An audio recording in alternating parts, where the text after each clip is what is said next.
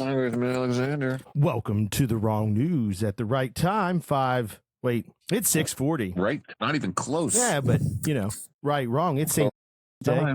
So how are you enjoying your St. Patrick's Day? Are you Irish? I'm Irish at heart. I'm Irish at heart. Did you see anybody not wearing green today? Did you pinch them? I didn't notice. I barely went out. I got a pizza.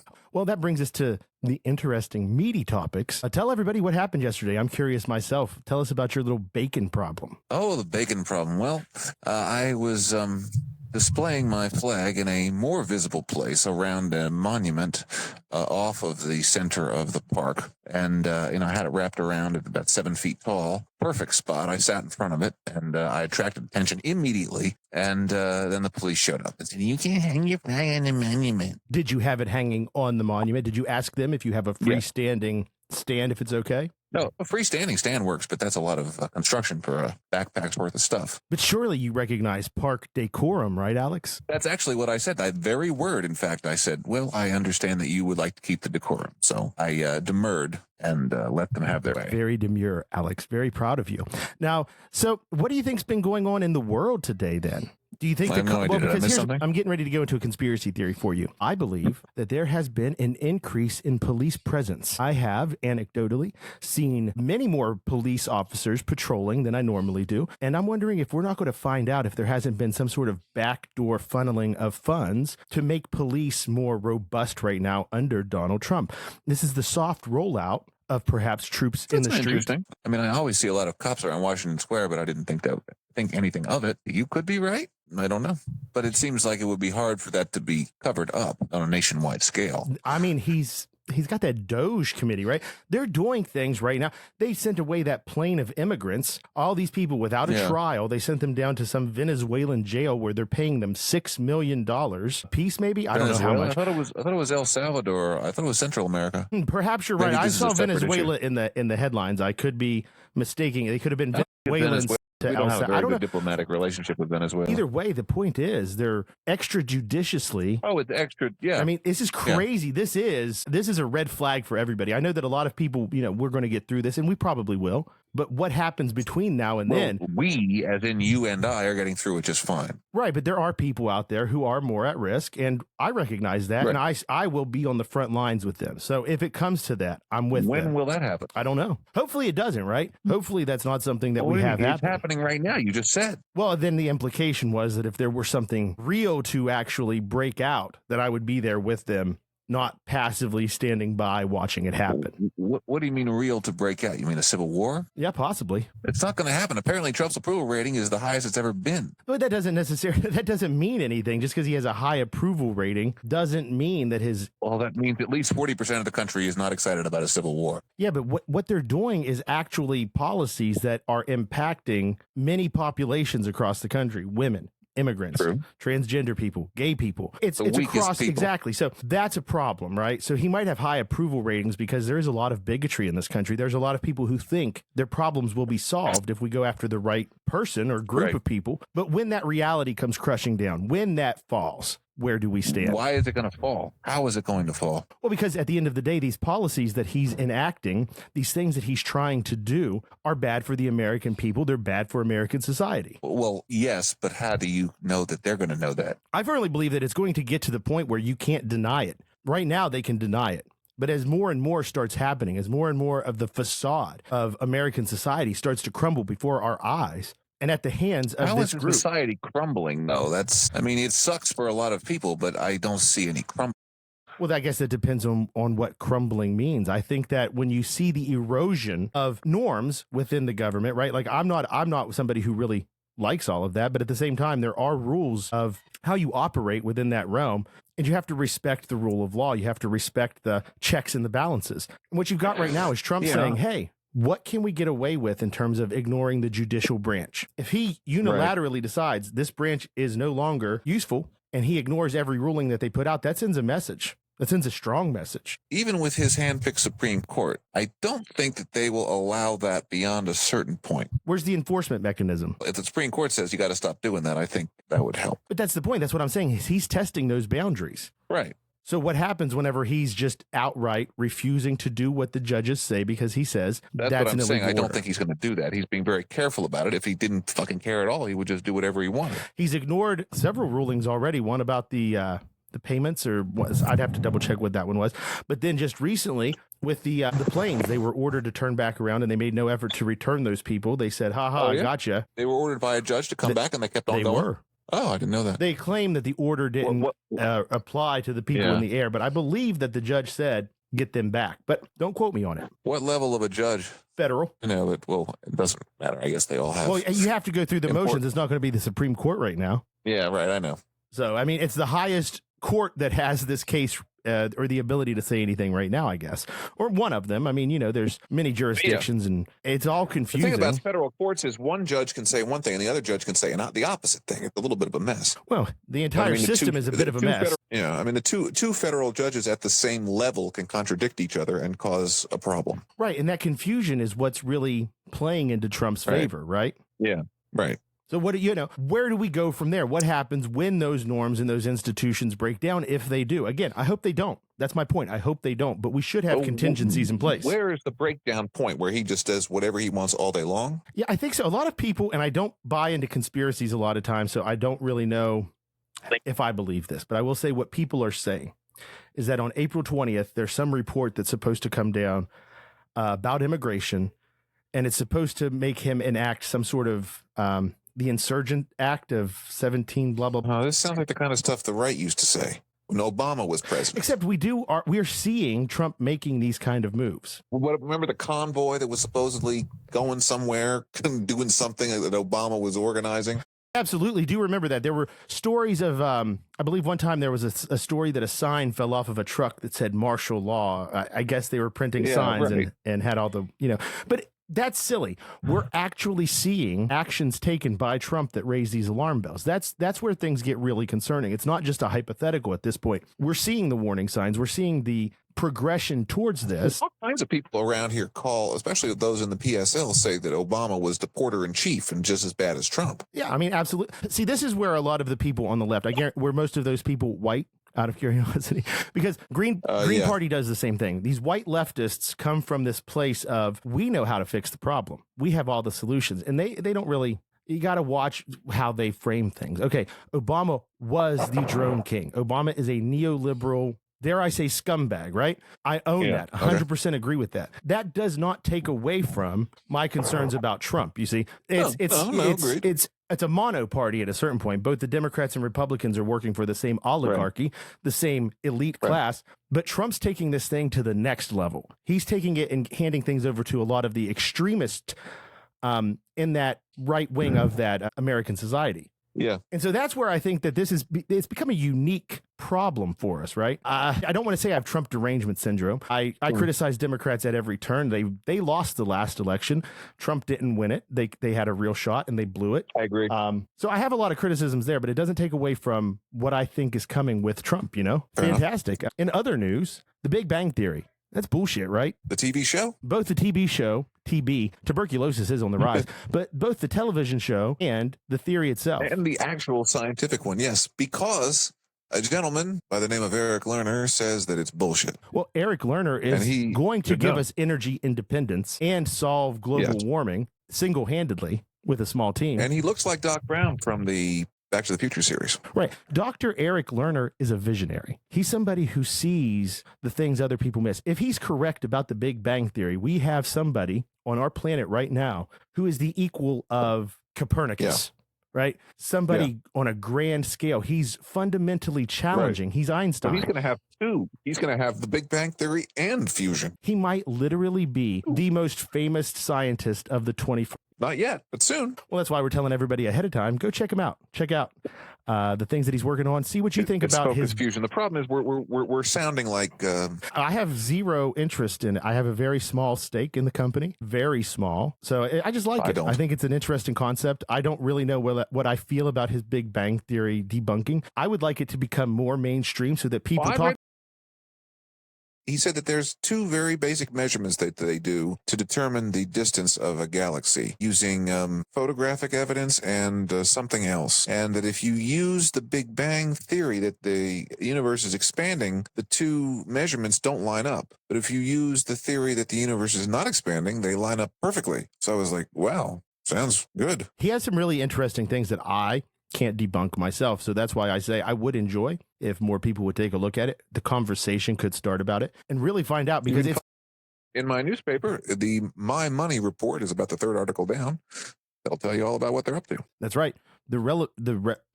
Here. I mean, here, or here, there. It starts with fusion, and then it starts with debunking the Big Bang Theory. Once that happens, Donald Trump is defeated. Well, no, not really, but yes, sort of. Well, he's either defeated or he's not defeated, but we'll have fusion energy, and it's a win. Well, he can't. The best I can do is I can get him impeached on January 10th-ish and then convicted on January 15th. How do you 2029. What are the articles of impeachment going to cite? What is your reason? I'm sure there'll be a whole new list. Fair enough. What is your proposed solution to everything? Weed. I have to say, sometimes I think about what life would be like if we had decriminalized marijuana 100 years ago. It would have been better, at least in my high school years. Would there have been fewer drunk driving deaths? Fewer shot livers? Probably. Yeah, I mean, it's something to think about. We, as a society, have a responsibility. How do you feel about total legalization of everything? 100% for it. Yeah, you can't stop people from doing what they want to do. Yeah, the best you can do is regulate. Yeah, it just makes it worse. All the stopping is the worst problem. Well, and you have other issues that start to affect other people too. If someone merely getting high on the worst drug possible is 1/100th as bad as the enforcement against it. Right, and making sure they're safe and have a method to stop that spread of disease that often goes along with heightened drug use. It's just a public health issue at a certain point too. But the law enforcement is just awful, and what they do to people's lives who then become career criminals, it's a fucking disaster. Right. How much of it is created by the system versus how much of it is a natural process? And again, that comes down to what I always like to talk about when we analyze the systems that govern our lives. The things that the government does, the things that happen to us, impact the way that we interact with the world around us. And that's just one way, right? So drugs, they're not good, but the black market and the criminality and the overdoses and the ability for things to be laced and, the hot shots, you got a hot shot report that comes out every once in a while. Right. Those things exist because of the black market. They exist because we have this prohibition mindset. Right. Trump wants to execute drug dealers,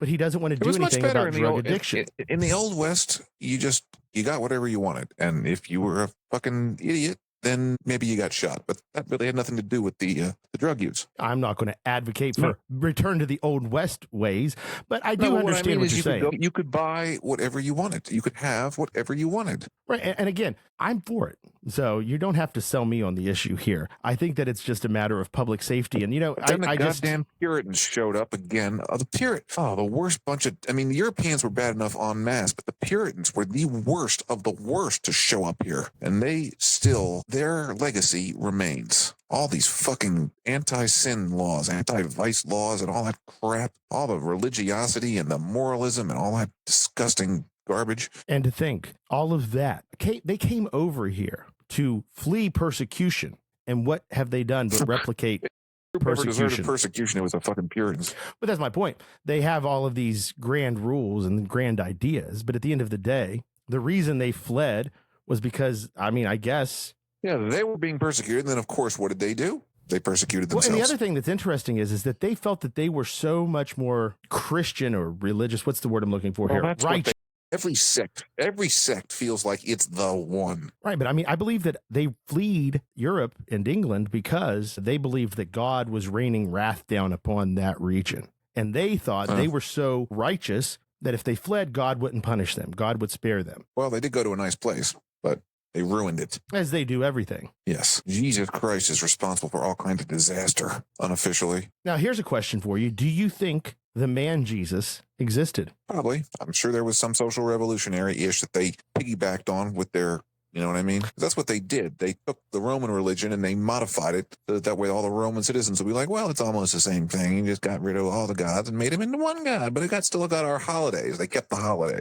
I don't think there was ever a man Jesus myself. Really? Yeah, I'm a firm Jesus denier. 100%. Well, I'm denying that he was a god, but The two may have been a sources dude. that are cited. I'm going to concede there probably was a dude. Well, that's my question, though, is why? From what I can tell, don't the know. People only seem to think evidence that we're talking about is evidence from people who existed 20 to 30, 40 years after he supposedly existed, relaying stories. And then somebody in about 110 AD repeating those stories. I'm more than happy to go with you on this one. I would just like to know for sure, because I don't want somebody to come up to me and be like, oh, yeah, he fucking existed. See, this is where I think academia sometimes allows its institutional biases and societal biases to kind of creep in. We have ceded as academics that there probably was a Jesus, and that's the stance most people take, because it's like, well, there are some sources, and what's it matter? He was an important figure, blah blah blah. It doesn't really matter. But at the same time, what if there wasn't a Jesus, right? And so I've been looking into this for years, and the people that I read who are making the defense of man Jesus, as I like to call them, they again rely on the same group of sources, none of which were primary. Are they varying sources, or I mean, like from varying regions and varying times, or is it like from one small? From my understanding, is it's from one. See, I didn't prepare for this whatsoever. There's a group, small group, isolated, telling stories about man Jesus in like 30 AD, let's say. Again, rough timelines. Then in about 100, here comes along this scholar man, and he starts writing down some of these tales. And so when we find, I guess we Yeah, but there was a significant Christian population that just didn't emerge from nowhere. Right. Well, okay, so this is what I'm talking about. So you have those teachings of Paul, where he went and basically created this religion around the man Jesus, right? And so that's kind of it created this whole religion. There was this movement of Christians. None of those people, apparently, though, had ever met Jesus. You see what I'm saying? So we have the tales. So you're saying 30 years after this person may or may not have existed, a different person, Paul, created the religion. The religion didn't really exist at the time of Jesus. Is that what you're saying? And again, I don't know if it was just Paul, but he, I believe, is the one who is credited with most of those New Testament books. I mean, it sounds like a perfectly logical story. Some asshole wants to be rich and famous, and he says, hey, my friend was a god. You really should listen to these stories. Right. And that's the thing, is that you get this great mythology. It spread like wildfire. Clearly there was a desire for something of the sort. But that doesn't mean that there was actually ever a man. I think it's more, I think it's kind of more impressive that if it's fabricated wholly, if there was no man Jesus. Whole cloth. That's even more, it never really occurred to me. I always assumed that they piggybacked off a real person and just multiplied his exploits into the supernatural. Right. What if they're just like, man, we gotta do something to whip these people into shape, man. I'm telling you, what can we do, and also get ourselves some riches along the way? We'll create the man.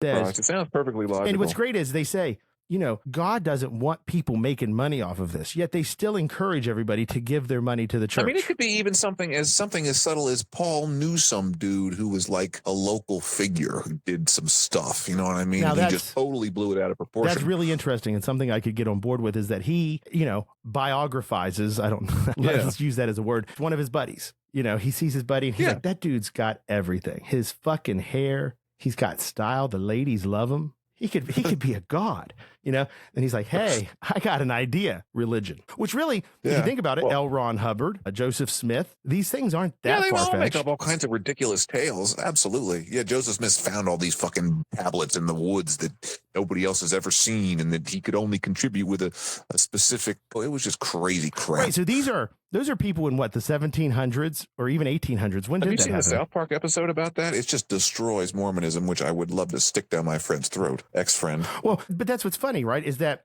there are, let's say, use the terminology that they would. Those are a more civilized people, a more erudite civilization that. Well, there was more communication. It was a little harder to make something up. Even still, those people fell for it. Mormonism still exists. It's huge. They're still falling for it now. Exactly. And Scientology started in the 50s. Yeah, crazy. Right. So there's no reason to believe that there was actually a man Jesus. Yeah. Yeah. So that's why I'm against man Jesus. Alex is pro man Jesus. Didn't see that coming. No. The only reason that I am temporarily accepting the fact that maybe he was real is because I feel like it's a slightly gentler step. Okay, there was a dude Jesus, but he wasn't a god. Yeah, but if I say, I feel like your God didn't even exist as a human, you dumb fuck. isn't that a But that's little bit harder to stronger? I feel like that's harder to prove. No, it's Either way, the religion is crap. either way. Jesus ain't coming to save us. We got to save ourselves. Right. Jesus is not listening. Nobody in the ceiling. No. If Jesus didn't strike this, I'm going to watch what I say. Hey, let's move on and talk about something else. I have no idea what you were just covering up. It sounds good. Yeah, let's talk about Luigi Mangione. Why? That poor bastard. He has every girl practically on earth wanting to have sex with him, and he can't. Well, don't worry. He'll be getting out soon enough. Jury nullification, anybody? I doubt it. You think? I Really? actually Let's think make it's a prediction. possibility. I There don't is a think so. really strong core I don't element think of so. support. And a lot of people nowadays are getting astute. They watch true crime. They understand what jury nullification is. You can go in there, get all of the evidence, and say, you know what? He did it, but it was justified, not guilty. First of all, you think he did it, right? There's no doubt in your mind that he did it, because I really don't know, but I assume so. I mean, I haven't heard I think anything from I think they caught him illegally. I think there was definitely some hinky stuff going on. I also think No, that's not what I asked you. I'm asking I you did. think Do you think he yeah, did it? absolutely. I also think he's definitely Okay. the shooter. But he has to be. If we're going, and that kind of, I want to see what happens with this. I think they're focusing on, let's see if we can get this thrown out for illegal evidence procurement. Do you know the amount of pressure from the top of the food chain on the judge to make sure that this bastard goes to jail? Well, he's had systemic changes made to protect CEOs, right? Elon Musk now carries his kid on his shoulders everywhere he goes. That ain't a coincidence. But he has 30 of them. Yeah, but he only needs one. And, you know, the good thing, unless you're Israeli, a human shield usually prevents someone from taking that shot. Mossad does not care. 2 rounds, one for the child, one for the target. But Oh, I thought you were meaning the other way. I know I had to as in clarify a to let you terrorist. know I meant that the IDF is a terrorist organization. Well, the Mossad is not the IDF. Don't insult the Mossad so Well, much. state police, same thing. No, the Mossad is the secret police. They're cooler. Well, no, they do the same Like the atrocities, CIA. just, I guess, with, you know, cooler gadgets and gear. They're the overseas bad guys, I think. Anyway, I'm not an Israeli. I'm pretty sure. I mean, yeah, it's not overseas, but it's still across the border when they're committing atrocities in Gaza. Okay, Munich was a good movie. I'll just end it at that. I liked Schindler's List. That was a good one. Pretty pro-Jew. I can't say I enjoyed it, but it was good. I guess if I said I enjoyed it, that would be a little bit too dark. So, Schindler's List was fucking awesome, man. I fucking like when Jerry made out with you made out to. I mean, you know, Jerry is a raging Zionist, but I can appreciate that as a pretty funny episode. And, you know, that's something we could talk about here, separating art from the artist. Seinfeld, great sitcom. Yeah. Hilarious Yeah. in many ways. Yeah. Jerry Seinfeld, kind of a piece of shit, allegedly. Or what do we have to say to shield ourselves? He's a Zionist. He has a proclivity. You know, is he screwed his co-stars out of the money? I wonder if there's an ethnic group that does that. I can't think of any. Anyway, no, I agree. That was definitely a joke. The problem with Jerry Seinfeld is not Jewish. Dentist. Right. No, I'm an anti-dentite, though. I do not mess with them. And that is what's silly, though. There are lots of Jewish people who are not Jerry Seinfeld. There are lots of people. These people go and they try to take over the entire Wait, identity. here's a question. And that's just Okay, not you don't acceptable. like Jerry Seinfeld, so then Michael Richards went and insulted him via the entire religion. How do you feel about that? Michael Richards? Yeah, didn't you hear about that? Like 15 years ago, he got up on stage drunk or something and was spouting off about the Jews controlling Hollywood and this and that. Michael Richards? Yeah, where were you? I heard whenever he was on stage and he went on his racist tirade. Yeah, that's what I'm talking about. I don't remember there being anything about Jewish people in that one. I'm pretty sure it was, because that's what pissed Jerry off. He said something about Him- the Jews control Hollywood or No, something. no. You got to be thinking of someone else, man. Michael Richards. You sure? Yeah, Michael Richards went up there, and there were these 2 black guys heckling him, and it's not funny. It's not Oh. funny, except it's. You talk about an epic meltdown. This was. I don't think he understood what the internet could do. This is 2005, 6, somewhere in there. Yeah. People didn't go viral and get canceled yet. I mean, he had to be one of the first. It was fascinating because it just happened overnight. That video was everywhere. Look up there in the tree. And you're like, what the fuck did he just say? I've never actually seen it. Oh man, it's wild. You can tell he's having some sort of mental break, I think. Not to put it down. I hate cringy videos. Oh, this one's bad because he's getting heckled and he just doesn't handle it well. You know, sometimes people think they're being funny and they think I'm going to be edgy, and then they just end up Yeah. like screwing the pooch. Yeah. And boy, he fucked that dog. But yeah, that's interesting. But you know, again, these they're not. He's not a good person. Just like Kevin Spacey. My God, House of Cards is a fantastic show. The first 2 seasons. I don't know that it's. I don't know that you can beat it. It's compelling, memorable. Yeah. It's got everything. Intricate. It's great. It really is. And then boom, you know, all that stuff happens, and it's like, we didn't get a good conclusion to that show because Kevin Well, it Spacey is doesn't, I mean, nothing he did takes away from the character. I still enjoy it. well, that's So, my point. I think that if there's value to the art, you can separate it from the artist. It's just the nature of what I'm art not is. marrying the guy. I'm just watching his TV show. Right. I'm not saying I support Kevin Spacey. Now, I mean, I did watch all of his YouTube videos that came out on Christmas in the following years, but that doesn't mean I'm a fan of Kevin Spacey. So great. And then he quit though. The third year he decided he was going to try to clean himself back up. And he didn't make one. So I was so upset. There's got to be part of him that thinks I can come back from this. Louis C.K. beat off in front of all those poor girls. I just did a couple little rapes. That's fine. I didn't know I was gay. Or whatever he said when that all dropped. But part of me thinks he wants to come back. But well, who wouldn't? Right, but he's already given us so much. Let us just enjoy American Beauty, K-Pax. Yeah, I don't enjoy many of his characters, but I did like American Beauty and I did like House of Cards. I'm trying to think what else he's been in. What was that one? What was that one? Well, lots of movies he's just playing this, like the dick he played in House of Cards was very compelling, but like the dick he played in Baby Driver and in 21, where he just when he's in charge, he's just sometimes, you know what I mean? I don't like his personality. Well, I think there's a reason we don't like his personality. He's kind of a dick. Yeah, but the dick worked for House of Cards. It really did. The House of Cards was because you expect them to be dicks. So here's one that's really good at it. I mean, there's just something about that show that hits you. I mean, it's a lot of shows hit you thematically, right? They get you thinking. And those are good. Those are fine. A lot of shows get you like, wow, that was fun to watch. It's rare a show does both. And House of Cards, I think, nailed both. And I think that's special. You have seen, I know I've sent it to you, the White House Correspondents' Dinner House of Cards spoof. You saw that, right? I believe I did. It's been a while. I have to send it to you again because it's so like enlightening. It's him playing a congressman, leaning on all these real senators and their aides and stuff and White House people. And it just exposes just how ridiculous they are. And they're so happy about contributing. Yeah, they nailed it. You know, those were people who were writing on that show who clearly had some sort of time under their belt there in that region. Yeah. It was his baby.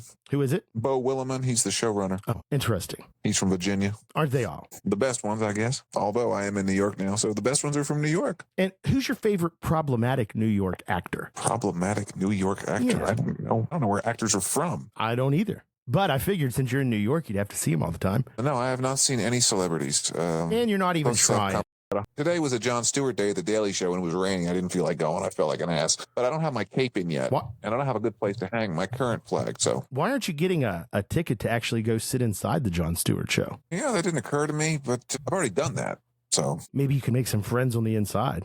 Get word to John that there's a badass. Well, I've been getting word to John. I email his half the fucking building. Yeah, but they're clearly not responding. You got to. It's like a job interview. You send in the application, then you call. Hey, did you get my application? Right? Application to what? Work for him? Well, no. I mean, I used a work analogy. I said if you go put in an application, but the point being, you double check. Hey, want me on the show? Hey, I'm here in person. I could do this. Yeah, I'm bugging the hell out of him, or I'm going to as soon as I get organized. Hey, did Bernie Sanders have another heart attack and can't come on tonight? I'm right here. You know what I mean? I don't even know he had any heart attacks. Back in 2020, that was one of the ways that he lost his fucking election. He did? I don't remember that. Oh, wait a minute. Do I remember that? Well, we recorded a show on it at the time, so yeah, you do. It does not stick in my mind. I just remember him being a weakling.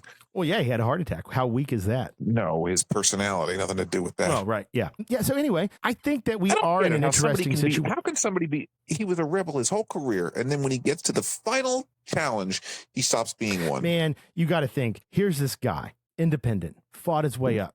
Just real honesty in terms of his politics, not necessarily how he behaved behind the scenes, but in terms of his politics and what he said he meant, right? He comes up independent, becomes one of the top candidates twice in a row, right? Yeah. He's thinking, okay, I've been given this opportunity. I want to try to do something good. He fell into the trap of working within the system. He didn't think there was a reason to go on being the rebel. He didn't believe in himself. If he didn't believe in our movement. Let me get that clear. I want to say this. He did not believe in us. Bernie believes in himself, and that's why he did. He screwed over this whole movement with his actions because he thought he could do better work from the inside than inspiring people to do work on the outside. That's where Bernie dropped the ball. He was the man. He didn't think he was the hero that was going to do this. See, that's where I think we disagree. I think he thought it's the same reason that he didn't listen to people when they said, "Hey, talk about intersectionality. talk about how you're going to prioritize the needs of marginalized people. And he's like, it's going to be the economy. I got millionaires and billionaires, and we're going to fix all your problems by going after the millionaires and billionaires. And there's a nugget of truth to that. But there's also a tone deafness that comes because he felt he had all the answers. He didn't want to be open to hearing how he was wrong. He doesn't want to be part of a broader movement. He liked having the momentum behind him, but he didn't want to actually turn that into a Martin Luther King type of movement that he controlled. You see what I'm saying? I hear what you're saying, but I disagree. I think he just didn't have the right stuff, or he didn't believe in himself enough to be like, well, I mean, I'm isn't the that, one isn't that's that the gotta kind do of the this. same thing? We're just framing his actions a little bit differently. They're kind of the same core truth, right? Maybe. I think so. He just did not do what Trump does, which is to be like, I'm the best. I'm going to do it. Give me the job. He didn't say that. I'll tell you what, I recognize a lot of myself in Bernie Sanders. Like whenever you and I get heated, for instance, I'll sit there and think, what's the best way to respond to this fucking crazy thing I just heard, about fucking my cousin or whatever. And it takes a second. And that second of hesitation. I've never officially said I wanted to fuck your cousin. Your cousin. You said you wanted to fuck your cousin. You wanted to fuck a hypothetical cousin that doesn't exist. Oh, right. You just think incest is super hot. Oh, yeah, for sure. Yeah. And so does Bernie Sanders, which is who we were talking about. So let's get back to him. I do think his core is good, but he dropped the ball in every way. We can learn a lot from that, though. Anybody who does come up, and I'm going to say this, I was and am quite skeptical of AOC's actions when she came up, of her intentions, but I do think she's quite astute. And I know she'll be glad I validated her because I'm a man. But the point being, I think she sees the power. I think she knows how to wield it. And I do think she'll be a formidable candidate. If not in 28, she'll do it in 32, 100%. She should do it now. And she might. Because I will say this, though. Tim Walz is coming out pretty strongly. Please. Well, I'm going to say this, though. I mean, honestly, he's taking a really strong stand against the Democrats. I agree. I agree. You're going to see, though, because Democrats are Democrats, they look at what happened last time and say, well, it wasn't our... It wasn't... Victor, But they're going to say, it was clearly the fact that people weren't ready for a black woman. And we need to run an old white man. And so... I mean, like, I'm not guaranteed that Michelle Obama would have won, but I would have bet more money on Alex. Kamala could have won if she would have taken on the right positions. I really do believe that if they would have led instead of being reactionaries running from Republican talking points. She was not leading anything. She was just sitting there waiting for the job. Right. Just like Dewey in 48 thought he had it won. He had to sit back and just wait. And Truman said, fuck no, that's my job. And he took it back. Right. But at the end of the day, my point is that they're going to take away the wrong message. Their message is going to be, we want old and white. And if they're going to go old and white and male, I would rather them have someone like Tim Walz, who is at least willing to stand up to. This is okay. The Democrats are not an option. Listen, we're just talking about the future of what they do. I'm not saying I support them. I'm saying that if they run somebody, I would hope that it's somebody like him versus somebody like Shapiro or Bashir from Kentucky, right? What's the difference? Walz has come out pretty strongly about how Democrats basically dropped the ball. He's come out and stood up and said that, he's not going to back down on trans rights when a lot of people have. He seems to understand that you can't give them an inch. The only Democrat I halfway like is John Fetterman. Dude, are you fucking kidding me? I knew you were going to say that. He is a fucking joke. Everyone in Pennsylvania is done with him. And he's so fucking dumb that he thinks, like, the MAGA people aren't voting for you, John. They're not coming your way. Yeah, he's basically scorched earth his... always attracted to people who don't give a fuck about what you're supposed to do. Yeah, but he changed. What he ran on, he no longer supports, and his rhetoric has completely switched, flip-flopped from where he started versus where he is now. And it's sad. I don't follow him too closely. Yeah, but he's been having a kind of a blow-up moment in terms of people in his district and his actions. He's very Trump sympathetic, very much says, we can work with him where we can work with him, puts down the left wing of America. I don't want to say the party because it's of America. Just generally speaking, he is much more beholden to Israeli politicians than he is his own constituents. He's just not a good leader in any way. And I really hope that we see some pushback on these kind of Democrats. Because you know what? Say what you will. I'm not saying I support Democrats in any way. I want to see a pushback on all of the Democrats and all of listen, I don't like Democrats. But if there's going to be an opposition party, I want to see some opposition. No, there's not going to be any parties. Well, until there are, I want to see the supposed opposition party opposing. How, Victor? There's nothing they can do. They need to at least rhetorically push back. And they're not even doing that. They're not even leading in that regard. They're not changing public opinion by leading. Say what you will about Barack Obama. The one truly progressive thing he did. Fine. Well, think about this. The one truly progressive thing Obama did was he came out very publicly for gay marriage. And within a very short time frame, he shifted that Overton window our direction. If these people really believed in human rights, civil rights, the things that they say they do, and weren't beholden to their donors, you would see a lot more positive, people-oriented policy coming out of that party, but they don't do it. They did. They went nuts on that stuff. When? And there was blowback. The left was a lot more progressive the last election.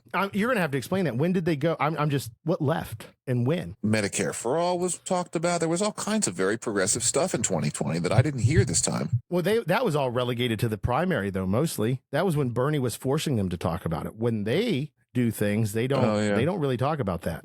And then we kind of just accepted Kamala.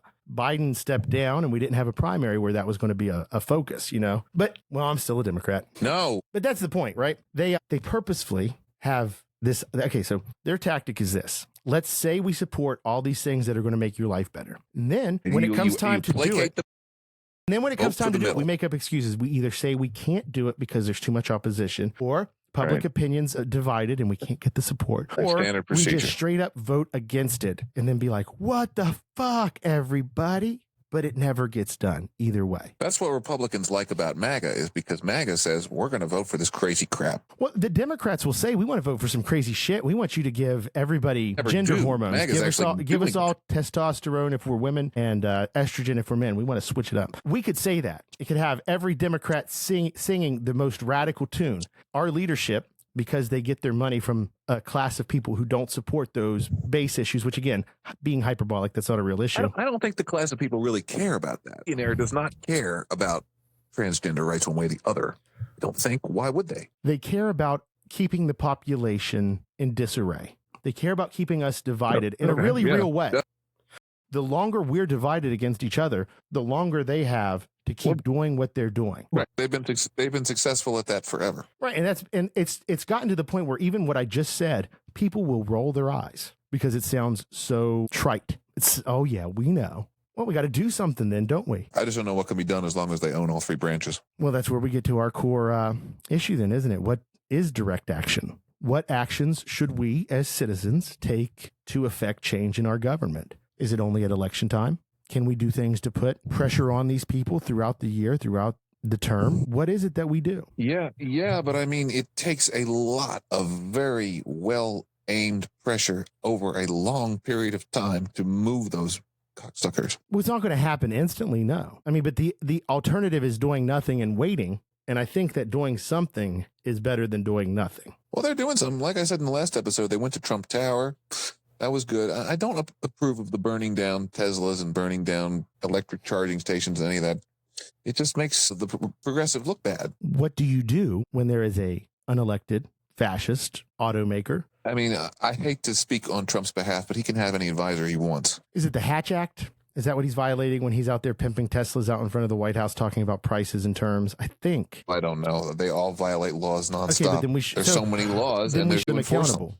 That's the point. We got to stop letting them get away with breaking away with laws. We're back to this again. At a certain point, Alex, if you have no say in the system and nothing you do changes the metric, I'm going to let you fill in the blanks. There's going to be an outcome, one that you're not going to like. Okay. The problem is not enough people are being directly bothered by what MAGA is doing. All the immigrant populations, of course, are in terror, but that's not enough for anything. And that's why you're going to see, I think, as more and more of these policies start having their effects felt, the civil unrest, unpredictability scale, whatever you want to call it, factor, it rises. The more unrest there is, the greater the risk. Yeah, but I mean, I think back to 1968, where there was just tremendous unrest over all kinds of different issues, riots in every major city that summer, I'm pretty sure. And still, Nixon won, nothing changed. The stress that they put on the system had an impact on Nixon. The stress they put on the system had an impact on the passage of civil rights later. Certainly not enough to save the 50,000 people in Vietnam that were going to die or died.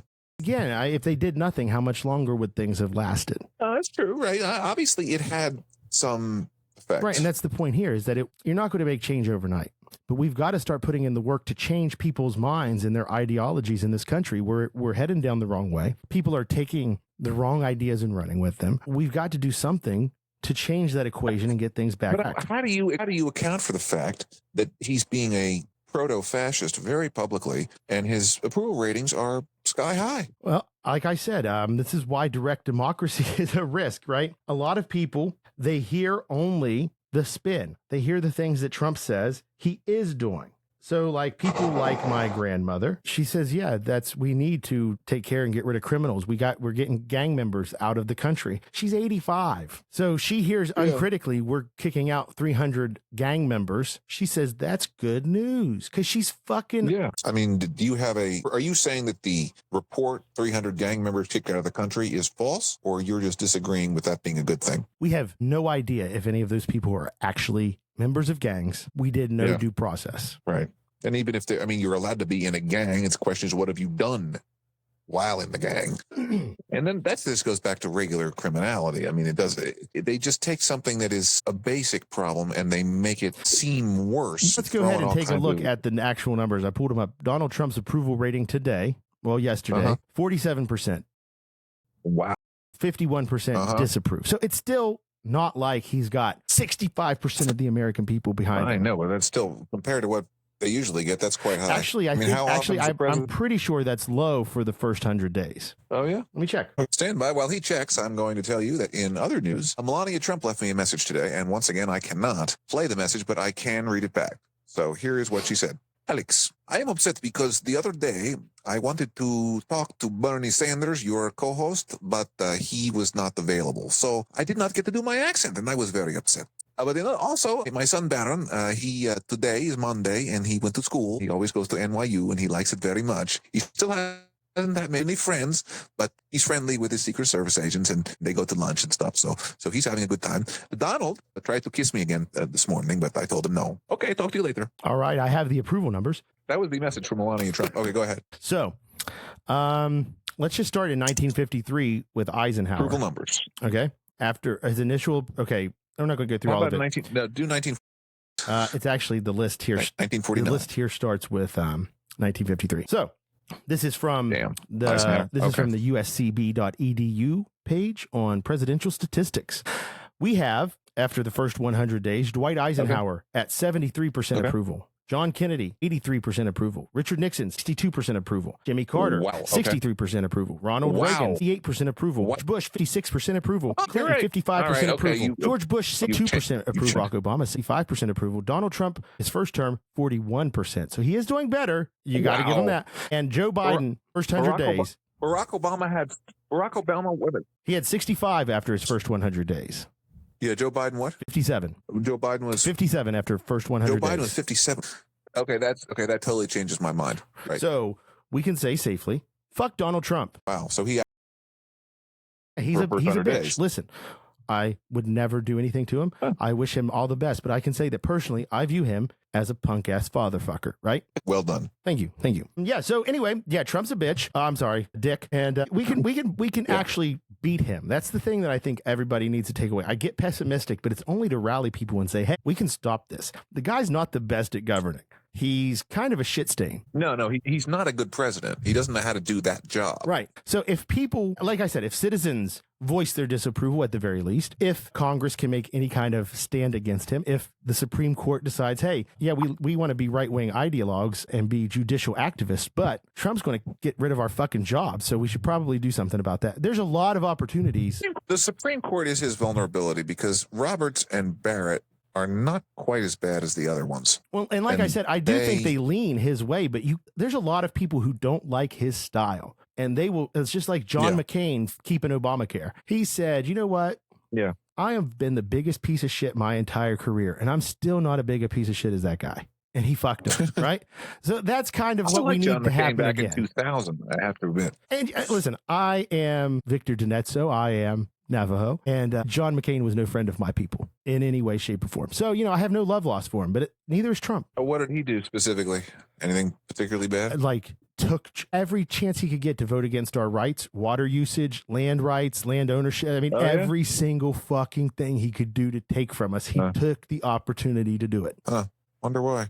Other than just being a general asshole. He's a Republican asshole, yeah. Well, and there is something to be said. I mean, it's not that long ago that they really tried to find a solution to the Indian problem, right? In the 90s after World War II, that's when they started focusing on forced assimilation policies to once and for all start the final eradication. The 19th. Yeah. Really? Yeah. I thought that was an earlier era.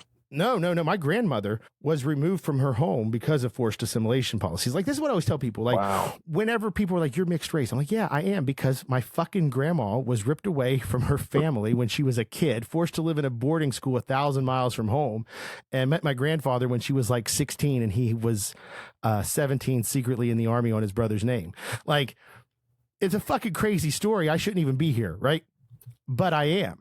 Wouldn't that be a gift? Well, and you know what? So that's what a lot of these colonizing motherfuckers say too, Alex. They say, I wish Victor wasn't here being a thorn in my side. But I am. I'm here. I've got the indigenous spirit. I've got the moxie of the Scotsman in my blood. I'm a force to be reckoned with because I own these identities and because I own who I am. And I don't shy away from those aspects. I don't internalize hatred of myself, right? And that works all kinds of ways. That works in every way. I try to see people's point of views. I try to be inclusive, and that breaks down whenever I run into bigots. So if people hear me being intolerant of intolerant people, that's a deliberate choice because I believe that's the best course of action to make society, humanity advance into that higher plane. I disagree. It's better to make friends with intolerance and then change their mind. If you can. Yeah, there's a delicate process. Some people are too far gone, but not everybody is. And I do agree with de-radicalizing any good movement. Like when we beat MAGA, there's going to have to be a major effort. I mean, probably more resources than anybody could even imagine in a de-radicalization program.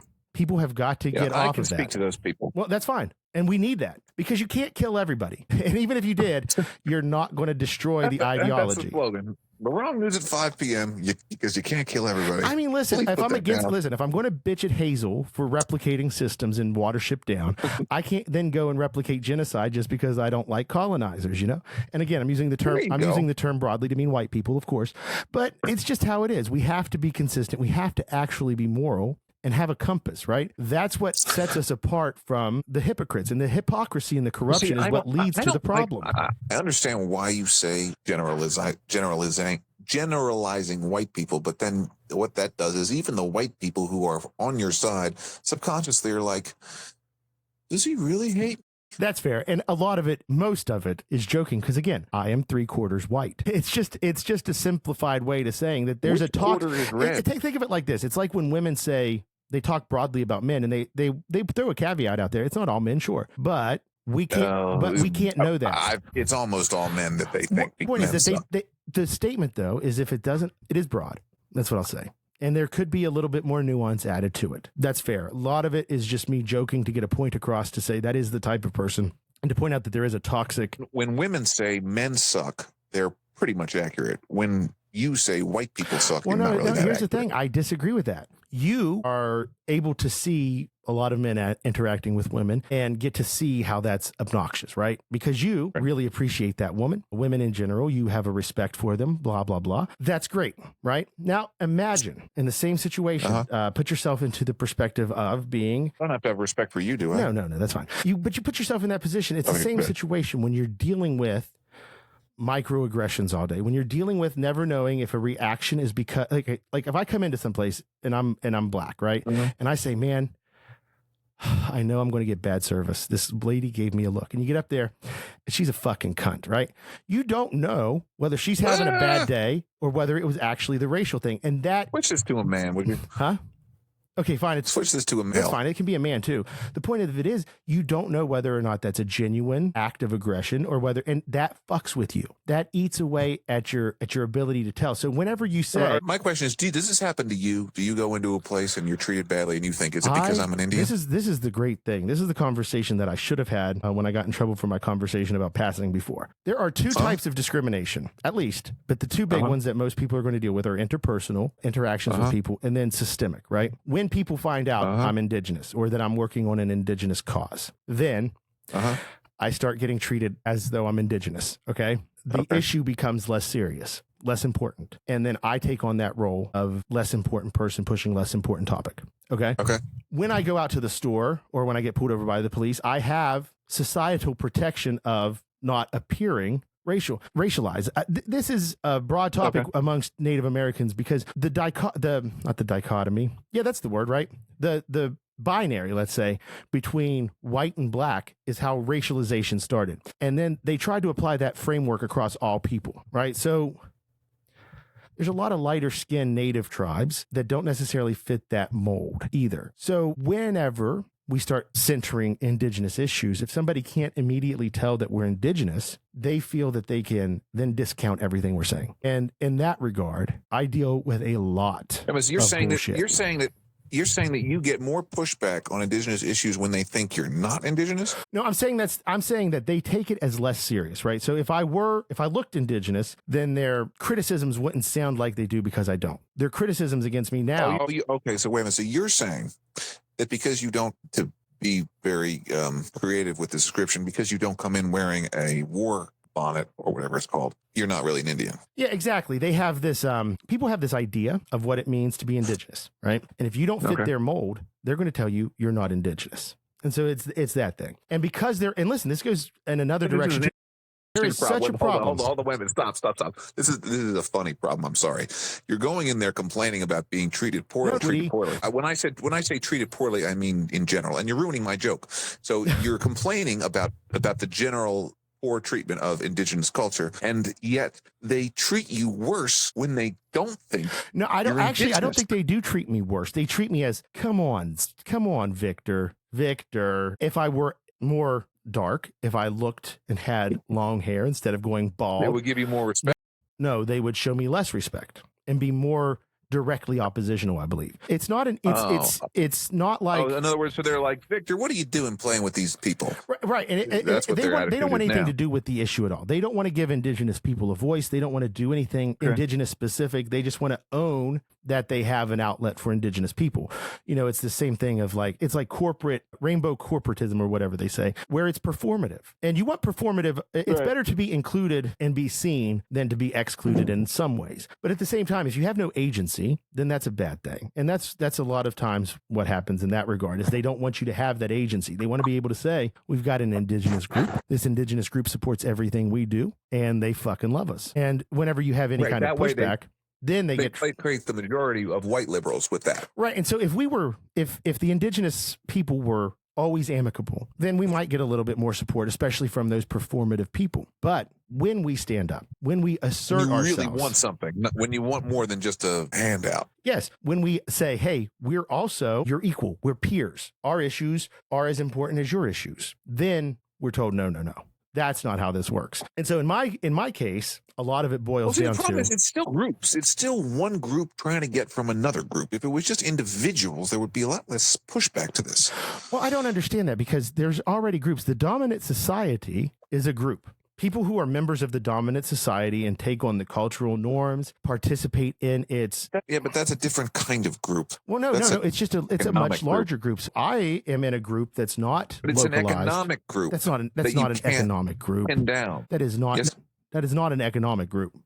There are... Okay, what race? What race is Will Smith? Wait a second. Hold on. I want to get back to this point because this is what's it's like same thing happens in academia, like I always complain about. The default position is white Americana. When we're discussing things, that is normal to you. That's your baseline. That is the absence of culture or the absence of a group. But in reality, that is the main culture of the dominant group. What you're saying... I don't think it is of a white America. It's not necessarily... Like I use that term broadly again. I mean, you got to meet people where they are. I'm sorry if you're offended by that.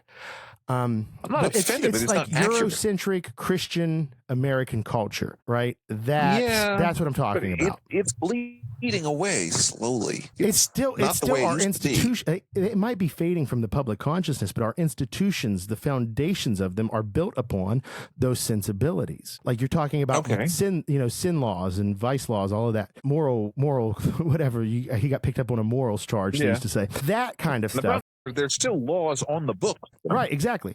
So we still have those vestiges. So even if the culture shifts away from it, if those things are still within, then we're still contending with. Yeah, the law books literally need to be gutted. Like the federal code, the length of the federal code is like reading the Bible 500 times or something. It's just nuts. Thank you, Alex. The amount of words. It would take, I think, somebody three years to read Well, it. yeah. Every day, I'm full a time. reformist. I 100% believe that our foundation is broken. That's why we're crumbling. Anything we do is just a temporary fix. We've got to fix the foundation, and that goes to the We're judicial not crumbling, system. though. You see, you keep saying we're crumbling. We're not crumbling. It's just not good for certain I people. don't understand this. That's crumbling. What's the amount of people who have to be? No, because it's been crumbling forever. Well, it was on a trajectory there for. People have been- Let's really take a look the at this. entire Let's history of really our take a country is look at people this. getting Though. Okay, you want fucked to with go by and the talk about government. history here? Let's do it. We had at the foundation of this country only voting rights for landowning white men, right? We had a representative democracy. We Right. had kind of a hands-off approach. You elect people, you trust them to do what's best for you. That was kind of the idea. There Right. was an elite system baked right in from the Right. foundation. Now, for 200 Right. years, we had fight for right after fight for right after fight for rights over and over and over again, slowly clawing some rights for everybody else, little by little. We did that. Right. Then Reagan, then the rise of technology, then the consolidation of American But history. I don't think women still have the vote. Blacks still have the vote. Gay marriage is still the only right that's been clawed back is Roe versus Wade. Yes, but that's my point. We have been complacent. We have stopped gaining. We have started having to refight Right, for I know. rights that we had Since thought were 2015, won. the high water mark of progressivism was 2015 with the gay marriage decision. Since then, there's been nothing. Well, and even okay, so I'm saying that even before that, the change had already started, right? We have to really consider No, the I rise disagree. of technology in our lifetime, Alex. It can't be understated. It's different now. What does that matter? I think it's fundamentally changed human interaction. It's fundamentally changed the way we. Okay. So you're thinking that things are going backwards, but okay, what year are they going backwards to? Because, for example, to be born as a Native American in 1950 was worse than being born as Native American in 2000. Donald Trump So has suggested that Native Americans shouldn't have citizenship. We're talking about losing fundamental rights. And Specifically, he said that? Yes, he did. Or he just said that he wants to claw back birthright because that's not exactly the same thing. I Not that I'm actually not believe, saying- and again, without it in front of me, I'm not going to say it's 100%, but I do believe that I read where he said specifically in regards to Native Americans, there's some question there. Really? You have to Wow. understand, this man he hates Native Americans. Every time there Why? are Native American representatives or delegations I coming to know the why. White House. I know why. It's the casino fight. He's been fighting with Native Americans over casinos That his is whole so career. fucking true. Okay, I that one's probably personal, but either way, he's an asshole, right? And that's Yeah. just something that is just keeps happening, keeps popping up with the guy. But every time See, he has, anybody that's ever gotten Donald Trump, the way to understand Donald Trump is anybody or any type of person who has gotten in his way throughout his business career, he now hates. he's a petty motherfucker, man. That is the one humanizing feature of Trump. He has a level of petty that hardly anyone can match. I mean, I know people in my line of work that hold grudges against each other, but when it comes time to do something, they'll all grin and bear it. They'll all hold hands and kumbaya, even though they hate each other. Trump doesn't seem to be able to do that, and I do think that's a liability for him, and I think that's a good thing. I think that's something that we should be taking advantage of. I think everybody, if you want to try, It's a liability. That adds to his power. When people are afraid of his retaliation, they do what he wants. No. So my point is that his enemies like us, we should be. If you're going to mock him, if you're going to mock Elon, the goal should always be to drive a wedge between him and his most trusted people. The man is a paranoid. The man is petty. The man hates anybody who's better than him or perceived to be better than him or who's coming for Right. him. So sowing those seeds in a delusional man's head that people are out to get him every which way. That's why those SNL skits are so effective, because they point him like that Elon is in charge. That really pisses him off. Well, right. And I'm for it. I'm for it. And I think eventually Elon is not going to be there because he, like everybody else, they'll just get no conflict. And Trump will be like, I'm in charge. Get the fuck out. Part of me wonders why that bond is so strong. Trump's had other advisors. They've all come and gone. You see, it's a father-son thing. Ew. Okay. I could see that. Elon is the strong son he never had. But isn't it funny that Elon Musk runs Tesla and Donald Trump's uncle is the one who got custody of Tesla's notebooks when he died? Really? Truly. And isn't it funny that Elon Musk's uncle was the head of the Technocratic American Society, something like that, where they were pushing to expand America down to Panama, all of Canada, and Greenland? Isn't that okay? Fucking so what something? you're telling me is that Elon really is whispering in his ear. Yep. And these are the things. So he's the new So Steve. this is what's scary, though. Is he serious about taking over Canada? Is he serious about All He's of the this? new Steve Bannon. Yeah, it's fucking terrifying in a lot of ways, and that's why we It's have to interesting hope. about Trump. You see, this is the thing. I don't think Trump really. I mean, he wanted to be president for the prestige, but I don't think he ever wanted to be president to do anything with the country. So he just takes whatever idea sounds entertaining and goes Oh, with and it. also would give him the most power. He likes the idea of being powerful. Yeah, He doesn't really right. have it. I don't believe he has strong positions one way or the other. You can't tell me No, I agree. he's I a totally sociopath. agree. He does not give Yeah. a fuck. Well, I don't like those psychological definitions, but yeah, I don't think he has Well, any he's a strong political narcissistic opinion. sociopath who gaslights the American people on a daily basis, Alex. I just don't like those psychological definitions. They're overused and a lot of people use them wrong, but I think sometimes they do have the definitions. Okay, so even if it's not a real pathology. It dehumanizes somebody and makes them more difficult to deal with. If you treat Adolf Hitler like he's some kind of crazy alien, then you can't actually. Well, if you stop take a him. look and you say, hey, you know what? This guy, emotional appeals are not going to work on him. You can go up there and show him pictures of dead children and he'll say, okay. And that's an insightful thing for you whenever you're dealing with people. I mean, I'm sure Obama knew he was killing plenty of children, but didn't care. George W. Bush obviously didn't care blowing up the World Trade Center. The number of psychopaths in this kind of in the public eye is higher than the percentage in normal society. They're drawn to those positions. They're able to take the acts that they take to get there because they have less regard for others. To get that stuff. Right. So it tracks. So yeah, Obama's probably a sociopath. He wasn't a socialist. He was a sociopath. I mean, where is the line, though? Because how much are you supposed to care about people you don't care about? Well, I don't think you necessarily have to care about every individual as who they are. Like, I don't know people and I can't care about them intimately in that way. But I can say that I value human life. And that's important. How much do you care about some random person that lives in Bangladesh? Because obviously you don't, and I don't either. Well, I do. To say you do in the general sense, yes, I don't want them to die of a horrible disease, fine. But you don't actually do anything for them. You don't. I mean, caring, time is love. But this is the thing that Republicans often do that I don't like.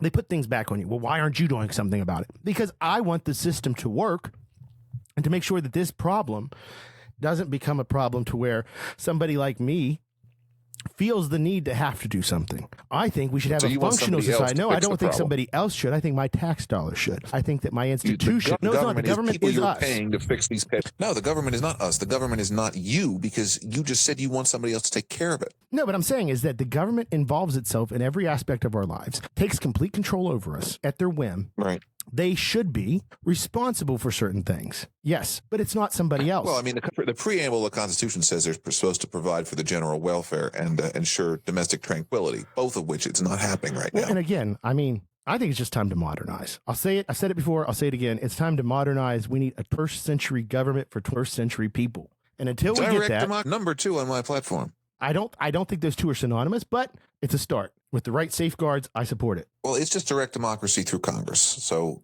basically, your representative and your senator will be controlled by you. Okay, well, I knew that already, but the way you frame it does sound interesting.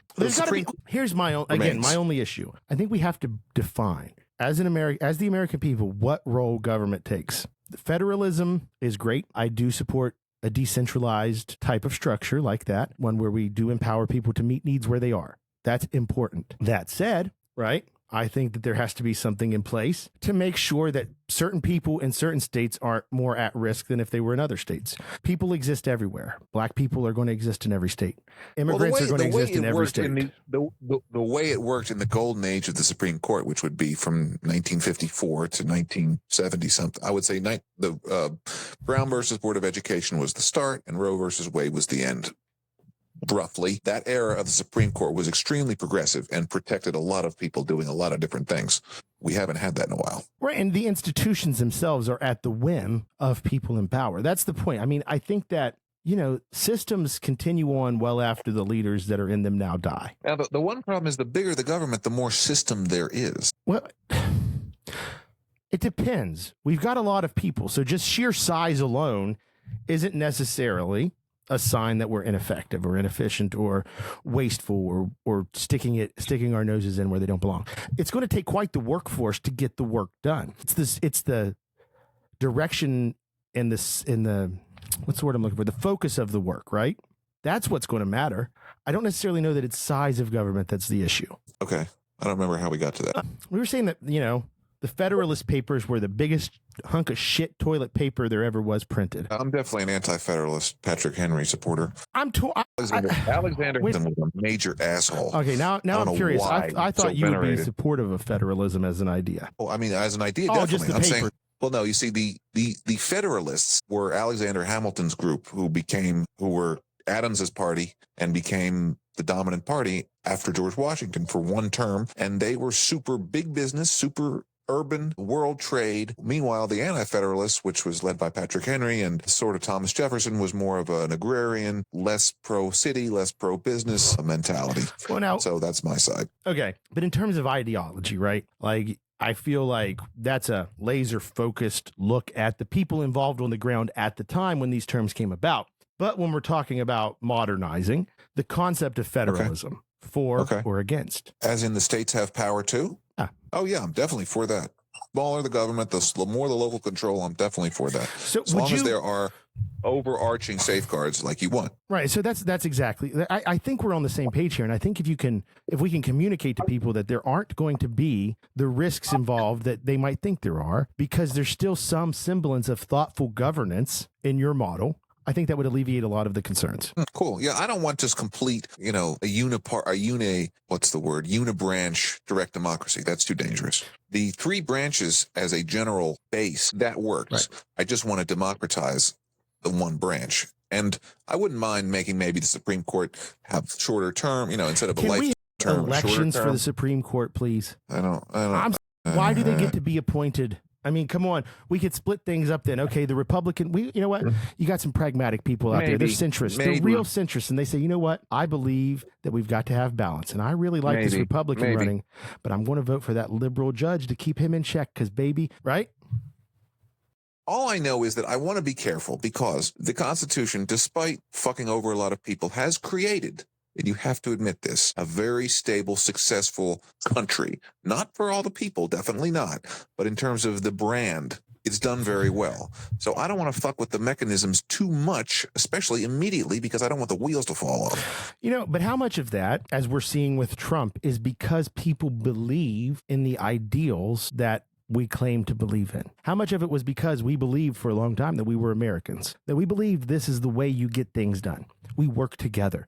At the end of the day, we put our differences aside and we come together for doing what's best. And again, it didn't always work out that way, but that was the belief. What happens when you have somebody come in and just say, fuck that? This is my country, and I'm destroying everything. The thing I disagree with you and a lot of people nowadays is that Trump is so much worse than anybody else. I don't really think so. Well, I mean, I think he's very bad. I think Nixon was very bad. I think Bush was very bad. I think there have been a lot of very bad presidents who've done a lot of very bad things. But what's unique is the way he attacks the structures. And again, I'm a reformist. I don't have love for these institutions at all. But Trump's hatred, his attacks, they pose an existential threat to those institutions in a way that I don't think George Bush, Ronald Reagan, Which any of the institutions other are we talking about here? Either. I mean, neither one of them posed an existential threat to the institutions. No, which institution are you concerned about? Specifically, I'm talking about your executive branch and its departments, talking about Congress. I'm talking about the Supreme Court. Hold on, wait a minute,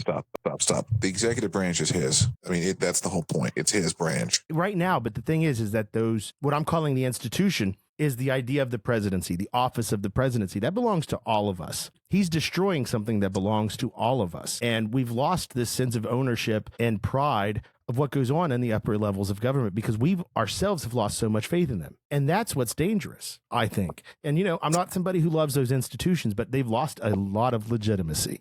People don't see a path to redress their grievances anymore. There's no real... Nixon really fucking put a dagger into people's public opinion about government. Well, and who's come along since to restore that faith?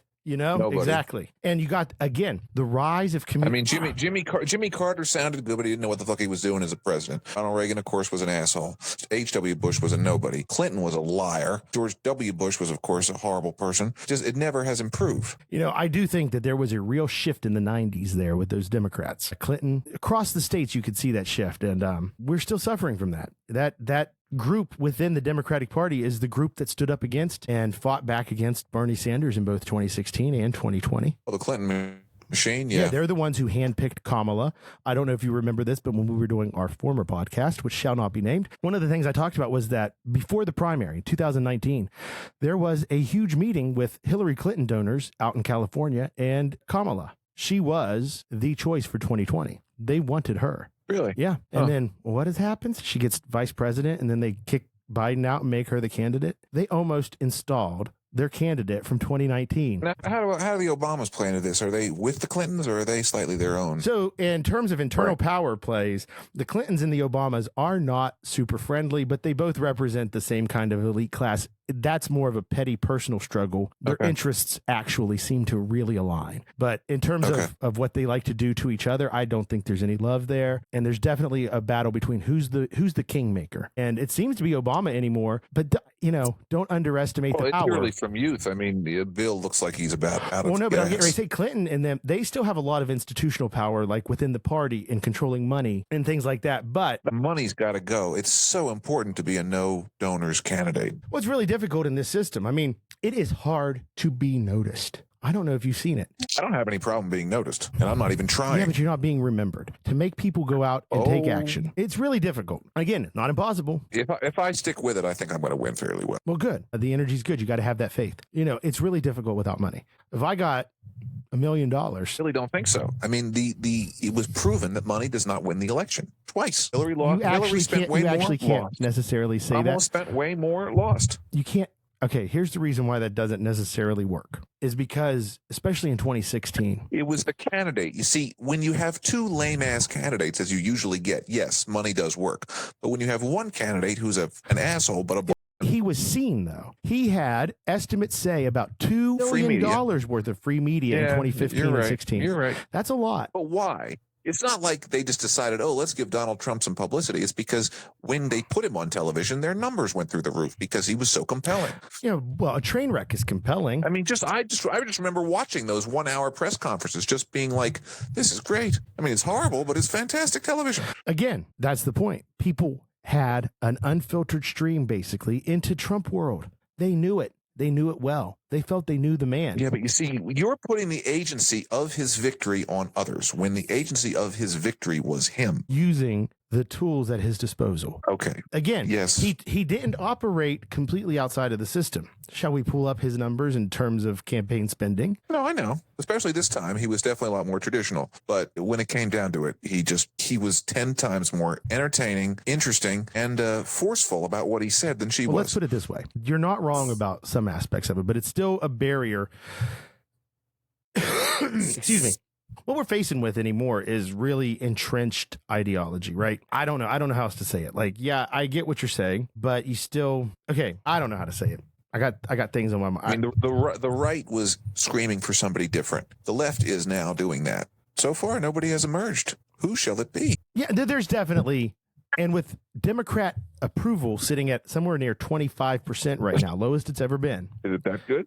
No, it's the lowest it's ever been. There's a real possibility that a third party starts shooting up. And I'll tell you something. I'm going to tell you something. Not a Listen, party. I'm telling you, I'm going to. No I got party. you. I'm with you in terms of what I would like to see. I'm warning you. Third party solves nothing. It just becomes the Democratic Party by another Do you name. think that people are Exactly. smart enough to realize when something doesn't work? And also, how do you change it and get it to be no parties when literally the laws, the election laws federally, are written with two parties in mind? Because one person, ergo me, is going to do it. And then people will be like, wow, he did it. So can I. And people are going to be like, wow, he did it. He's cool. Let's vote for more of them. What makes you think that's good? I mean, I'm not disparaging you. You do it. That's fantastic. But what makes you think it's just going to suddenly be easy when people are still going to be flooded? Because the way I'm doing it is very easy to replicate. You just make yourself a celebrity and run for office. That's how Trump won. He was already a celebrity. Okay, but you can't, there's not enough celebrity across the country. So let's say, What do you mean? so hear me out. You do it the first time. Amazing. Okay. People are watching. Alex. Okay.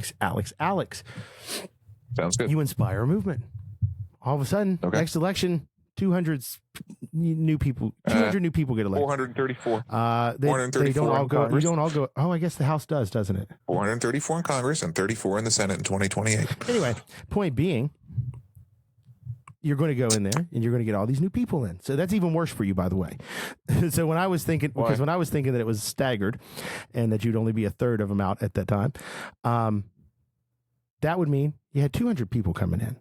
Or whatever. I didn't even do the math right. I want an entire congressman, Okay. brand new ones, Now except for me. all of those people are fucking nobodies because they can't cover 434 people on the news effectively. Nobody in America knows those new people. They can locally. Nobody in America knows those new people. So now you've got They 400. can Hold on. locally. Now you've got 434 nobodies that you think are loyal to you. Yet they came up, took no campaign money, did it all the right way, but now they're not under you. They're not beholden to you. They now say, I've got to make sure I keep this job. How do I do that? And then, oh, hey, this guy wants to take me to lunch. Well, yeah, I'll go to lunch with you. No. Wait a minute. They're in my. No. I'm glad you think that's what's going to happen. Money corrupts. Fetterman did a complete 180. Kirsten Sinema did There's a not going to be any complete money 180. involved. Where is this money you're talking So about? you're going to eliminate money before they ever come in? What money? They didn't take any donors. Where is the money? Once people get power, the calculus changes. They do that. They're they not do going to start that taking gimmick. donations once they get do power. that, They they do the lose. gimmick of no money because it serves a purpose, which is there's a movement that says we don't take money. There's a movement growing that says, hey, I can get power by jumping on this bandwagon and pretending that I'm no money.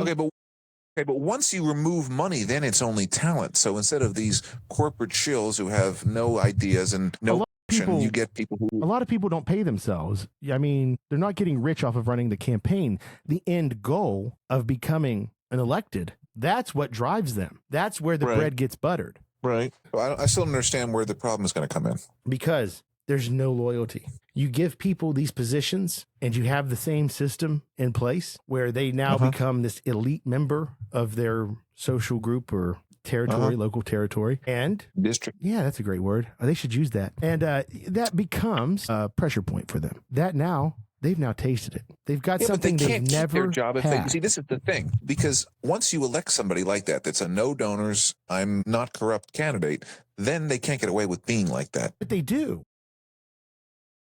Now, because nobody holds them to that standard now. When historically They say, oh, he's my candidate. It's okay if he gets donors. right, but this is the thing. There's a pattern of that. That's a pattern. So you've got to. I guess what I'm saying is, other than all I know is that in your scenario, I've done pretty well. I've knocked out 434 assholes, 435 if you include mine, and plus 34 in the Senate, and I've got a whole brand new Congress. And now you have problems. I'll deal with it then. okay, well, the problem is simply they will be vulnerable to the same things other people are vulnerable to. The promises, What are they going to get? money, power. What kind of money? Flat out under the table bribes? That happens.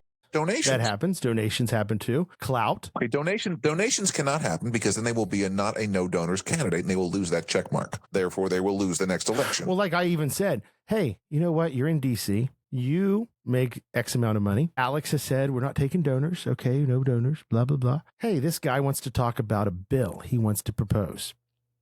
He says we should go have this conversation down in Miami where he's local, and he's going to send me a plane. But you're missing the second half of my foolproof plan, the best Truman Show, which will put me the transparency, transparency, everything that they do. Here's my question: why, if you're going to go through this much trouble to create what is radical change? You're talking about shifting literally the entire country's way of thinking into embracing your style. Why are you not pushing for something more foundational and concrete than it's going to be the same except we don't take money? You still going to allow stock trading? How are people? How much money? How much money are you going to allow people to make? That needs to be fixed. I don't know. That's a little trickier because it definitely needs to be fixed. I don't like it. Yeah. Are you going to make them be in poverty? Lawmakers, congressmen. What do you mean in poverty? No, they just got to play by the same rules as everybody else. What are those rules? How do you prevent them? No. How do you prevent that? They'll say, I have access to classified information in hearings. First, I can't information. possibly keep all conflicts of interest out. I don't even remember what I remember. I might just be picking There's no up more on classified information. Okay. That's going to go. Talking about fundamentally changing things. Yet that's not huge. But again, it's not. You're Hazel over here. It's not. It's Hazel. It's Hazel all over again. You're everything the government does to be open for public scrutiny, that's not foundationally different? No. It is foundationally different. It would take massive amounts of work to change public opinion, but the measure itself is not the most radical, bold thing that you can do. And I'm saying if you're putting in the work to get all of those other things You want done, bolder than that? yeah, Okay, what do you want done? Tell me. top of my head, Yes. I would like to see Congress eliminated. Ooh, I would like okay. to see And replaced with? the executive branch eliminated. Okay, so now we're down I to would one like to branch. see the judicial branch eliminated. Okay, so now we're down to anarchy. Anything else? And then I would like to see anarchy. Okay, I'm not voting for that. But don't you think that states are the problem? Well, in an ideal world, I could just live with my girl in the woods and not have any government at all. But Well, that's my point. So you say less government is better, but you don't think that government is bad. well, I haven't lived in a completely anarchistic state, and maybe it'll be fun. I mean, that is sort of what the Wild West Well, was. and the other thing is that, So- a lot of people misunderstand anarchy, and I'm being a little bit flippant with it. But what we're saying I mean, is if you've that not seen the series Deadwood, they show up in town and there's no law, and they just set up their own stuff, and there would be laws. There would be order. There would be a lot of governing how do you structures. have law and order without a government? Because the way it works because is the somebody thing- makes a the law thing and then that you somebody don't enforces want- the law. That's what the government is. The thing that you don't want is broad, centralized state power, right? Okay, That's the fair key, enough. is decentralize everything. Everything. Get people Oh yeah, more.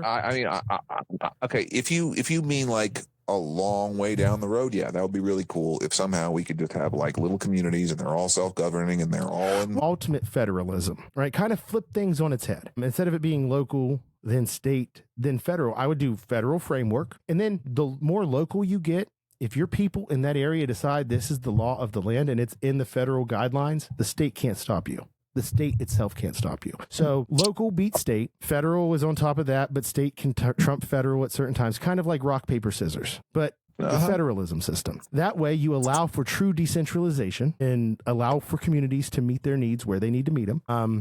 And if we're at this point, Right now, before the Civil War, it was states had the most power, and then I would say local, and then federal was least. After the Civil War, it was federal has the most, then state, and then local. So you would like to see local has the most, then state, then federal. I would like to see the federal be the broad framework, maybe less hands-on in a lot of ways, actually. I would like to see the states emboldened, but so long as they operate within the federal guidelines, like I said, the framework. And then I would like to see localities take complete control of their situation. I want them to have as much flexibility as possible I like making their governing decisions, so that again, it would be kind of a subversion, and maybe even we've not done it this way yet. And I think that would actually be something that would kind of embody or emulate a sort of anarchistic structure, but preserve a lot of what people find comforting in our American institutions today. But I do think the goal is to empower people to act. And it's possible now. You see, I don't think that structure was very possible when the country was created, because it wouldn't have made a strong, defendable country, and we would have simply just been retaken over. But now, with communications the way it is, I think it's definitely possible to have much more local control, because the country can still feel like a country and defend itself like a country and communicate like a country without having so much top-down power. Well, and the idea too is that you wouldn't have a lot of this kind of exploitation that happens intrastate. You'd be able to regulate that a little bit more, and local people could. What do you mean intrastate? Okay, so exploitation? like the people from New York coming down to West Virginia, separating land rights from mineral rights, and then just buying the minerals out from underneath the bottom of people's feet, and then taking literally those trillions of dollars worth of resources out of state, right? So now I would like to see local people become empowered. The state of West Virginia is so corrupted by coal money and the coal industry at this point, they're not going to fight back. But hey, you know what? My little municipality's got a coal mine portal here, right? Well, I would like to see. If you, well, that's my point. I would like to see us be able to say, you know what? We locally, if you're going to be there and we're going to allow you access to that, in the state says it, you've got to also deal with us and get our permission now. You've got to pay us our taxes. See, right now, I feel like if the county commission for Marion County, for example, did that, then the state could trump that. The state constitution, I'm pretty sure, puts a lot of restrictions. Right. But you want to reverse that. Yeah. Sounds good. Yes, you get me. So that's actually my ideal thing, is to empower more people to act where they are, to meet the needs of the people where they're at and do it in a quicker manner. You know, like you want to cut the red tape. Let's do it in a way that actually empowers people to do more rather than saying private industry will pick up the slack. And I think that's where my mind is I want to see a lot more robust local governance. If you ever watch News Nation, but of all the news stations, I like it the best because it's sort of in the middle. Anyway, they've been running a story. I haven't watched it in a while, but last fall and the year before, they were running a story about this municipality in Michigan. They were supposed to build some Chinese something or other, some huge plant, and they bought up a bunch of land and got the county commission to vote that it was okay. But the people were incensed, and they threw out their entire county commission, are now in the process of stopping this. So it was a very local revolution that I was really excited about. That was in Wisconsin, I think, Foxconn. Yeah. I believe that there's actually a really good podcast from people who are not really good people. Surprise, surprise. Gimlet Media, Reply All, has a podcast episode, maybe a two-parter from back in, I want to say 2019, if it's still available, people can look, about this. And it really goes in depth. That's the one we're talking about. Huh? I don't know if that's the same thing I'm talking about. So what this story they focused on was a lot like what you're saying. Somebody at it starts off by showing a video of somebody at their local town hall meeting getting in trouble with raising hell, and then it goes in to tell this story about how the town council fucked everybody over legitimately on these promises by this foreign company that never came to fruition, and how people fought back. So if that's not the same story, that's even better, because that means it happened twice. Well, I guess it's not good that these companies are fucking people over, but it's good people are standing up for their rights and standing up for their communities. Michigan town fails to block China-affiliated battery plant. That's what it is. Green Charter Township, Michigan. Yeah, so that's ongoing. But yeah, I mean, it's always that, the local people, they have their nice, whatever, and then some big government comes in and says, oh, we're putting a dam in here, move your shit. So yeah, I'm looking here. I did find that episode. It's episode 132. I don't know if it's still available. It's called Negative Mount Pleasant, the one I'm talking about. And this was actually the Foxconn factory, and it's not the same thing at all. That's that goes to show you these type of deals that leaders can be promised aren't always what they are cracked up. It's all back room. You scratch my back, I'll scratch yours. Let me put in this battery plant, and your family can have a free trip to wherever, or anything. It's just so corrupt, right? And so that would be, and if all that. And so this would probably be an instance when you could look and say, hey, says Victor, your model doesn't work. And I would say, well, this would hopefully be a time when we've changed. Why doesn't it work? Well, no, because that's a local thing. That was, in my instance, we're talking about a town making these deals. It's good. I mean, that proves your point that they should have had more power. Well, in my instance, the story I'm talking about, the one that's on Negative Point Pleasant, that one actually, or Mount Pleasant, that one, the town council was pretty corrupt and got sold a bill of goods, didn't take public opinion into consideration, sold a bunch of properties off through eminent domain, put people out of their houses and shit. Like, they really went against their community. But at the same time, one could argue that allowing for more local control and direct accountability, those people might have had some sort of recall process or replacement process to get those people out immediately. And we could have allowed them the grace. Calls and referendum. I'm 100%. Those got to be, not all states have them. I agree with you. West Virginia doesn't have a referendum process for citizens, I don't think. Yeah, no, most of the eastern states do not. It's more of a western thing. What's that framework from the 60s? Moralist, traditionalist, individualist states? I don't know that. Sounds interesting. Yeah, there was a guy, God, I wish I could remember his name. It's very, very foundational in political science. But yeah, so southern states are traditionalists. They have a political elite who are trusted with making the decisions. People aren't expected to participate civically at all. It's actually frowned upon within the political culture. Individualist state, and they're more likely to uphold bigoted laws and target people for those kind of things. Then you have individualist states, which are more akin to business friendly, let's say. They're more pragmatic in their solutions. They're not necessarily looking to solve people's problems, but they're trying to facilitate life and make sure that businesses and people and government all kind of coexist.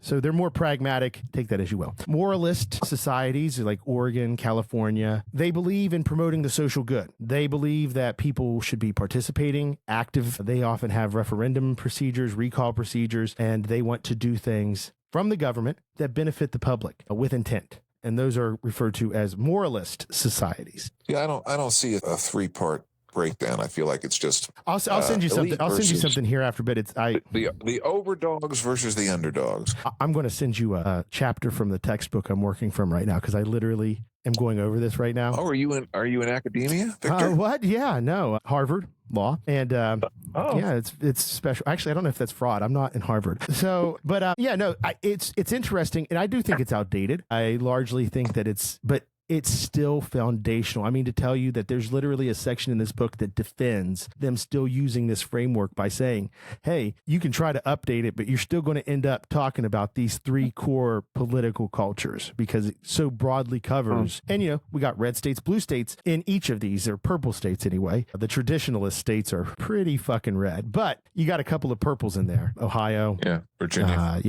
Florida. So it's interesting, but these things, they offer you a broad model to kind of analyze things, but they're not, what's the word I'm looking for? They're not predictive largely. I don't think 100%, and I think that a lot of people working this field take too analytical an approach. They do everything they're supposed to do, and they've lost their ability to connect with people and to just feel and vibe about what they should do. And I think that we got to get a return to people wanting to be active. And I think that that's going to come from people like you running for Congress, encouraging people to once again take the power into their hands and fucking do something. In your case, you're saying, hey, you don't want to do anything else, come vote for me because I'm going to put in the work, and somebody's got to. And I think that's where we are. To each, I really want people to run. Like I want in this election, I want this district chock full of independents on the ballot because first of all, that'll give me protection. When I was talking to this candidate, she ran for Kimberly Cruz. She ran for New York 6 or 8. It's Queens. And she didn't take it to tell me her whole story, but somehow the Democratic machine sabotaged her in the primary, I think at the Electoral Commission or whatever in front of a judge. I don't want to be the only one doing this in a year and a half. I want an entire district full of independents with me in the room. Like we are all getting on this ballot. Well, I think that's a great goal. You've got a year. Whenever the petition signing time comes, if you can get several people together and each take. Wouldn't that be great if Washington Square Park around the fountain is just full of candidate tables with sign-up sheets, petition sheets, and there's just a whole huge crowd of people that just comes down and just stands in line and just signs everybody's. It's kind of, I don't know if you remember this, back in 2017 or 18, you told me about your plan, which was to have everybody promote the person above them. And right. So that if I forgot about that. Thank you. So this is actually the same kind of thing. This could help you get your signatures easily, right? You get somebody running for whatever it is, and they also need signatures. You say, hey, take your form and the person above you until you get up to me and have signatures on all of them. Get signatures on all of them. And then you're helping every level. That's the thinking I've been waiting for. You're welcome. All right, you know what? Let's jump off the phone here. I like that ending on a compliment for Victor because he is the smartest person in the room. And this has been The Wrong News at 8:33 p.m. Monday, St. Patrick's Day, March 17th. Top of the evening to you. For the Congressman, I'm Victor Dinezzo. Godspeed. Over.